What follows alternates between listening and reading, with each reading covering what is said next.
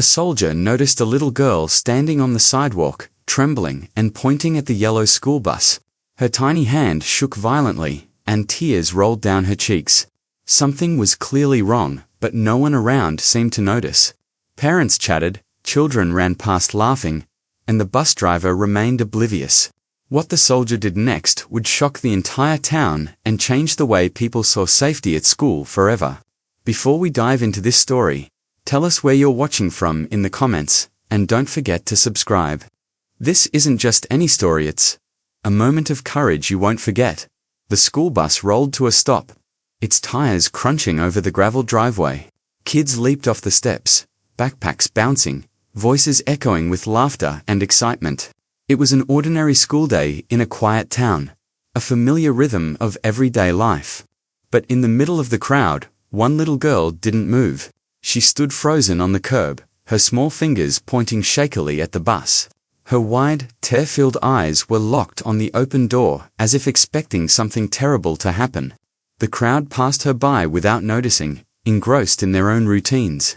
Her fear was invisible to everyone except one person, a soldier who had returned home, watching quietly. Sensing that this was no ordinary moment, Sergeant Daniel Hayes had just returned to his hometown of Springfield, Ohio, after a year-long deployment overseas. 32 years old, he was a decorated soldier, known for his calm demeanor and sharp instincts. Daniel had faced danger in some of the world's most hostile regions, but he never imagined that a threat could be hiding in plain sight, right outside his local school. Today, he had come to pick up his younger cousin, expecting nothing more than the usual routine of laughter, chatter, and familiar greetings. His uniform made him noticeable, and his calm, authoritative presence gave people a sense of safety. Daniel had always been observant, trained to spot even the smallest signs of danger. When he saw the little girl, something in his gut told him that her fear wasn't ordinary. In that instant, he knew he had to act. The town's safety might depend on it. Daniel's eyes stayed fixed on the little girl as the other children poured out of the bus, laughing and joking with each other. She didn't move, didn't speak. Her body was stiff, shoulders hunched, hands trembling so violently they seemed to have a life of their own. Her gaze didn't shift from the bus door. Something was very wrong. Daniel scanned the scene carefully. A group of older kids were whispering and smirking at her, but the adults nearby were oblivious, chatting and checking phones. The air felt heavy, as if the sunlight had dimmed around her. Daniel's instincts, honed in combat zones, screamed at him that this wasn't just ordinary fear, it was terror. The longer she remained frozen, the more urgent his need to act became. His mind raced, knowing he had to understand exactly what was happening before it was too late. Daniel crouched down to the girl's level, careful not to startle her. "Hey there," he said gently, his voice calm but firm. "Are you okay?" She didn't answer. Her tiny hand kept pointing at the bus, her lips quivering. Daniel noticed the older children inside making threatening gestures, mocking, laughing, and high-fiving each other, as if this were a game. Something dark had happened on that bus, and she had witnessed it. The girl's fear was contagious, and Daniel felt a knot tighten in his stomach. He scanned the crowd against teachers, parents, the bus driver. None seemed to notice. The silence around her made the danger feel even more intense. Questions raced through Daniel's mind. What had happened? Who was responsible? And how could he protect her before it got worse? Daniel's gaze followed the girl's trembling finger back to the bus. Inside, a group of older kids were taunting her with words and gestures. One boy made a slicing motion across his neck, directed squarely at her. Others laughed and shoved each other, their eyes full of cruelty. The bus driver glanced around but said nothing, pretending to be unaware. Daniel's heart sank. He had seen fear before, but nothing like this. This wasn't mere mischief, it was deliberate intimidation.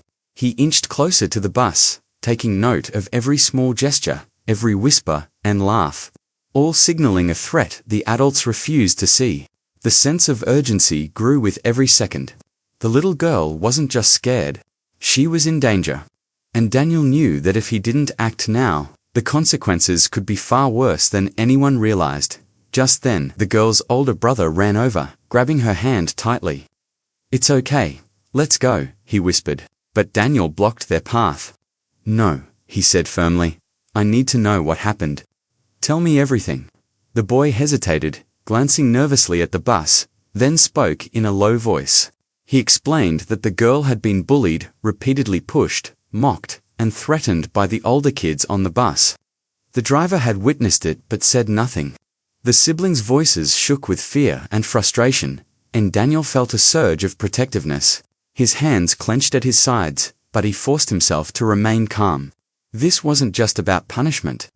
It was about safety. He needed to act wisely, ensuring that no child would continue to live in terror while the adults looked away. Daniel took a deep breath and stepped toward the bus. Every eye turned toward him. The laughing older kids froze. The driver shifted uncomfortably, and whispers spread among the gathering parents. He climbed the steps slowly, deliberately, projecting calm authority. "Stop what you're doing," he said firmly, voice echoing through the bus.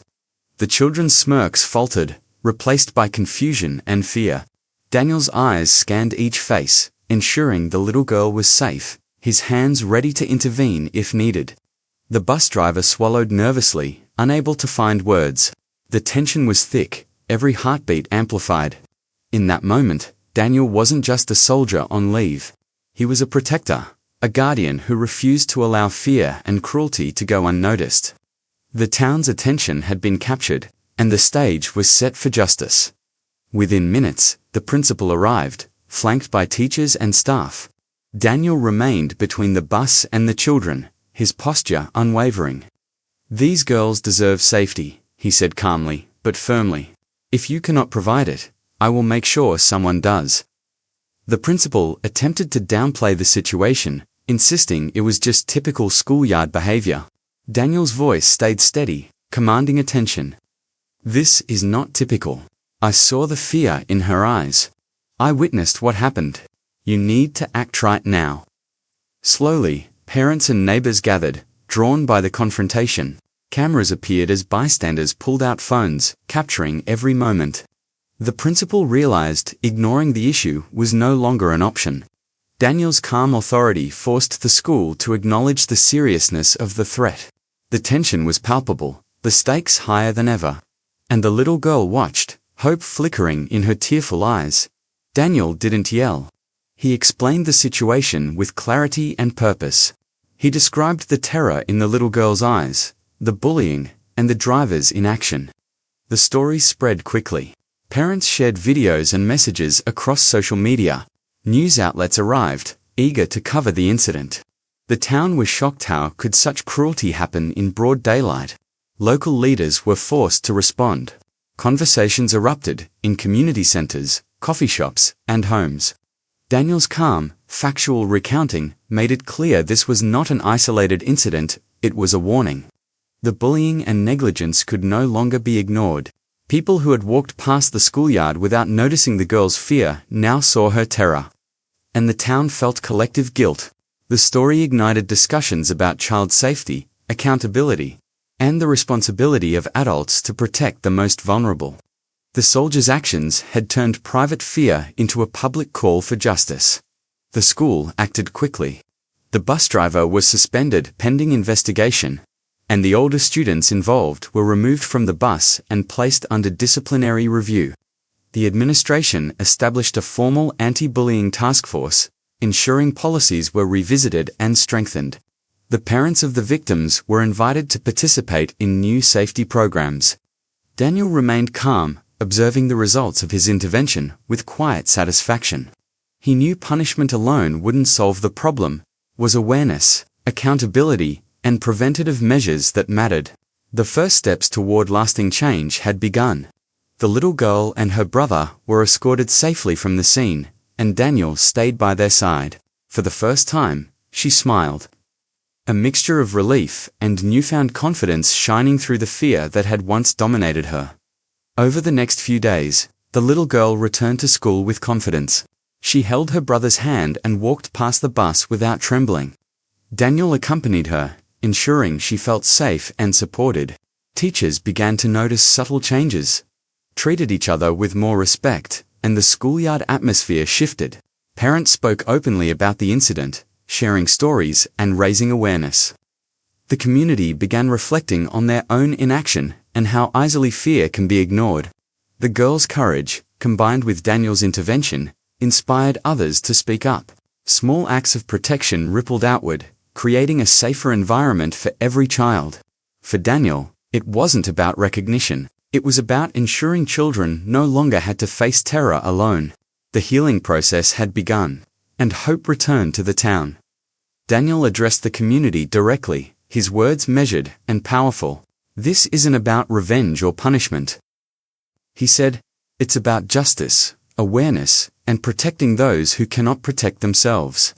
He reminded everyone that small acts of courage can save lives, and ignoring signs of fear only allows harm to grow.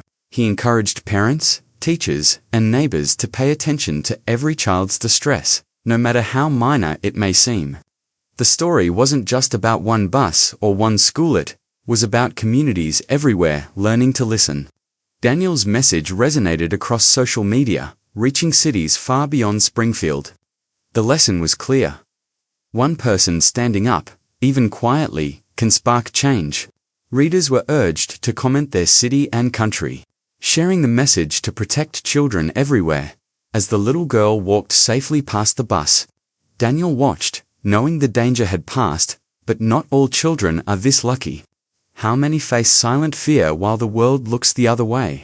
One soldier, one moment of courage, changed everything for her. But there are countless others still unseen. It's a reminder that bravery isn't always loud. Sometimes it's quiet, deliberate, and necessary.